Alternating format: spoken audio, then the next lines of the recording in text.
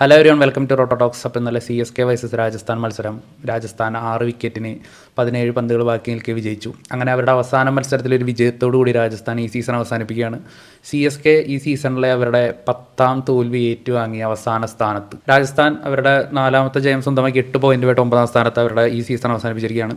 ഇന്നലത്തെ മത്സരത്തിൽ അതിമനോഹരമായിട്ട് അവസാനത്തെ ഓവറിൽ പന്തെറിഞ്ഞ ആകാശ് മതവാളാണ് മാൻ ഓഫ് ദ മാച്ച് ആയിട്ട് മാറിയിരിക്കുന്നത്. നമുക്ക് എല്ലാവർക്കും അറിയാം, ഇപ്പോൾ മഴയും കാര്യങ്ങളൊക്കെ സ്റ്റാർട്ട് ചെയ്തൊക്കെയാണ്. അപ്പോൾ ഒരുപാട് ടെക്നിക്കൽ ഇഷ്യൂസും കാര്യങ്ങളൊക്കെ നമ്മൾ ഫേസ് ചെയ്യുന്നുണ്ട്. അപ്പോൾ അതുകൊണ്ടാണ് 1-2 വീഡിയോസിന് നമുക്ക് ക്വാളിറ്റി പ്രശ്നങ്ങൾ, സൗണ്ടിൻ്റെ ഇഷ്യൂ, അതുപോലെ പിക്ചർ ക്വാളിറ്റിയുടെ ഇഷ്യൂ ഒക്കെ ഉണ്ടായത്. അപ്പോൾ എല്ലാവരും ക്ഷമിക്കുക.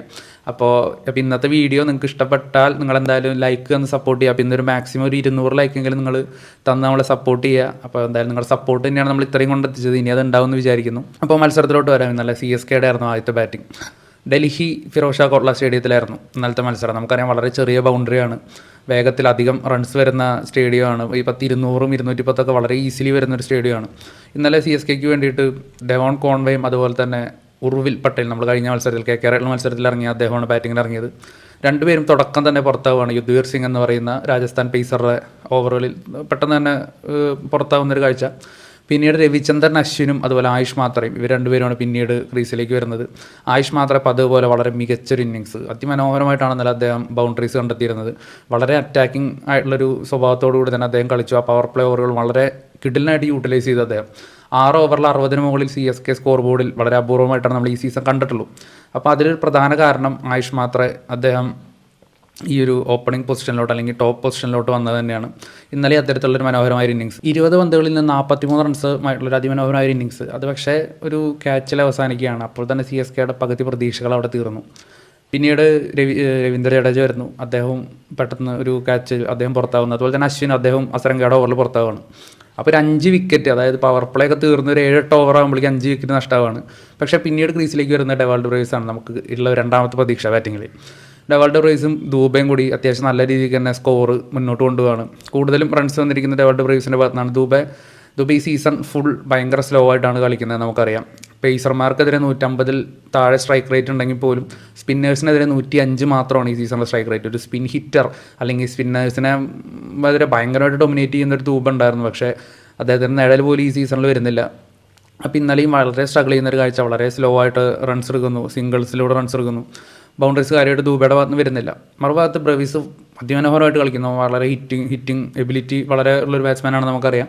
അദ്ദേഹത്തിൻ്റെ ആ ഒരു ആക്രമണ സ്വഭാവം തന്നെയാണ് എന്നാൽ CSKയുടെ സ്കോർ 150, 160 കടന്നു പോകാനായിട്ട് സഹായിച്ചെന്ന് തന്നെ പറയാം.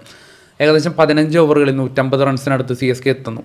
ഡെവാൾഡ് ബ്രേവ്സ് പുറത്തതിന് ശേഷം പിന്നീട് ധോണിയാണ് വരുന്നത്. പിന്നീട് 16, 17, 18 ഓവറുകളൊക്കെ മനോഹരമായി തന്നെയാണ് രാജസ്ഥാൻ എറിയുന്നത്. ആ ഒരു 2 ഓവർ ആകാശ് മതവാളായാലും തുഷാർ ദേശ്പാണ്ഡെ ആയാലും അതിമനോഹരമായിട്ടുള്ളൊരു ബൗളിംഗ് ആയിരുന്നു. അവസാനത്തെ ഒരു 3 ഓവറിൽ 10-18 റൺസ് മാത്രമാണ് വരുന്നുള്ളൂ. ധോണിയുടെ ഇന്നിങ്സ് വളരെ നിരാശാജനകമായിരുന്നു. 16 ബോളിൽ നിന്ന് 15 റൺസായിരുന്നു. അങ്ങനെ 8 വിക്കറ്റ് നഷ്ടത്തിൽ 187 എന്ന് പറയുന്ന ഒരു സ്കോർ മാത്രം എടുത്ത്, അതായത് ഒരു ഘട്ടത്തിൽ 210 മുകളിലോട്ടൊക്കെ പോകാവുന്ന റൺ റേറ്റ് ഉണ്ടായിരുന്നു CSKക്ക്. പക്ഷേ അവരുടെ ഫിനിഷിംഗ് എബിലിറ്റി അത് എത്രത്തോളം കുറഞ്ഞു എന്ന് നമുക്ക് മനസ്സിലാക്കാം. രാജസ്ഥാൻ്റെ ഒരു മികച്ച ബോളിംഗ് അറ്റാക്ക് ഒന്നുള്ള ടീമല്ല. പക്ഷേ ഇന്നലെ അവർ വളരെ കൃത്യതയോടുകൂടി പന്തെറിഞ്ഞപ്പോൾ CSK ബാറ്റ്സ്മാൻമാർക്ക് ബൗണ്ടറി കണ്ടെത്താൻ പറ്റാതെയായി. അവസാനത്തെ ഓവറിൽ അൻഷുൽ കാംബോജ് അടിച്ചൊരു ബൗണ്ടറിയാണ് അവസാനത്തെ 2 ഓവറുകളിൽ വന്നേക്കുന്ന ഏക ബൗണ്ടറി. പിന്നീട് നമുക്കറിയാം, രാജസ്ഥാൻ്റെ ഓപ്പണിംഗ് പെയർ ജയ്സ്വാൾ ആയാലും അതുപോലെ തന്നെ സൂര്യവംശി ആയാലും. എന്നാൽ സൂര്യവംശി അദ്ദേഹം വീണ്ടും ഒരു അർദ്ധ സെഞ്ചുറി കുറിച്ച് ഒരു കിടിലൻ ഇന്നിങ്സ് തന്നെയായിരുന്നു. അപ്പോൾ ഒരു ഓപ്പണിംഗ് പാർട്ട്ണർഷിപ്പ് അല്ലെങ്കിൽ ആ ഒരു ഓപ്പണിംഗ് സ്റ്റാൻഡ് വളരെ മികച്ചൊരു ബേസ് ഉണ്ടാക്കി കൊടുക്കുകയാണ് രാജസ്ഥാൻ ചേസിങ്ങിൽ. പിന്നീട് ഒരു ഘട്ടത്തിൽ പോലും CSKക്ക് വലിയൊരു മേൽക്കൈ ഉണ്ടാക്കാൻ സാധിക്കുന്നില്ല. CSKയുടെ എല്ലാ ബോളർമാരും നല്ല രീതിക്ക് അടിമേടിക്കുന്ന കാഴ്ച. അങ്ങനെ ജുറൽ ഹെറ്റ്മയർ സഖ്യം അവർ ആദ്യമായിട്ട് ഈ സീസണിൽ അവർ ക്രീസിൽ നിൽക്കുമ്പോൾ രാജസ്ഥാൻ വിജയിക്കുന്നു. അങ്ങനെ ബാക്കിയുള്ള ഒരു 5-6 മത്സരങ്ങൾ ചേസിങ്ങിൽ അവർ ഇതുവരെ ജുറൽ ഹെറ്റ്മയർ ഇവർ കോംബോ ഉള്ളപ്പോൾ തോക്കാണ് ഉണ്ടായത്. എന്നാൽ ഇന്ന് CSKക്കെതിരെ ജയിച്ചിരിക്കുകയാണ്. അങ്ങനെ സീസണിലെ 4ാമത്തെ വിജയം സ്വന്തമാക്കുകയാണ്. ഏകദേശം 17 പന്തുകൾ ബാക്കി നിൽക്കെ ഒരു ആധികാരിക വിജയം തന്നെ രാജസ്ഥാൻ സ്വന്തമാക്കി. CSKയുടെ ഹിസ്റ്ററി, IPL ഹിസ്റ്ററിയിൽ തന്നെ ഒരു മോശം സീസണിൻ്റെ പര്യവസാനത്തിലേക്ക് പോയിക്കൊണ്ടിരിക്കുന്നു. അവസാന മത്സരം കൂടി കഴിഞ്ഞാൽ അതിൽ വിജയമായാലും പരാജയമായാലും, വിജയമായാൽ തന്നെ നെറ്റ് റൺ റേറ്റിൽ രാജസ്ഥാനെ മറികടക്കാനുള്ള സാധ്യതകൾ കുറവാണ്. എന്തായാലും അവസാന സ്ഥാനം തന്നെയായിരിക്കും മോസ്റ്റ് പ്രോബബിളി ചെന്നൈക്ക് ഉണ്ടാവുക.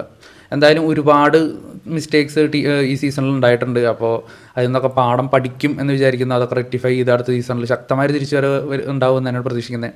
രാജസ്ഥാനായാലും അവർക്കും ഓപ്ഷനിൽ അവർ വരുത്തിയ മിസ്റ്റേക്സാണ്. അവർ ഗ്രൗണ്ടിലും പിന്നെ അതിൻ്റെ ഒരു പ്രതിഫലനം തന്നെയായിരുന്നു ഉണ്ടായത്.